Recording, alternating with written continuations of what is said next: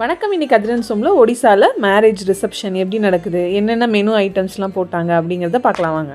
இது உள்ள ரிசப்ஷன் ஹாலுக்கு போகிற வழியெல்லாம் இந்த மாதிரி ஃப்ளாரல் டிசைன்ஸ் வந்து கொடுத்துருந்தாங்க. என்ட்ரன்ஸில் இந்த மாதிரி ஹார்ஸ் டிசைன் ஒன்று கொடுத்துருந்தாங்க, ரொம்ப அழகாக இருந்தது. நெக்ஸ்ட் வந்து உள்ள ரிசப்ஷன் ஸ்டேஜ், இது ஃபுல்லாக வந்து ஒரிஜினல் ஃப்ளவர்ஸ்னால டெக்கரேட் பண்ணியிருந்தாங்க, ரொம்ப ரொம்ப அழகாக இருந்தது. அடுத்து செல்ஃபி வீடியோஸ் எடுக்க இந்த மாதிரி ரேம்ப் ஸ்டேஜ். இது ரிசப்ஷன் ஹால் உள்ள என்ட்ரு ஆகிறதுக்கு முன்னாடி இருக்கிற ஏரியா.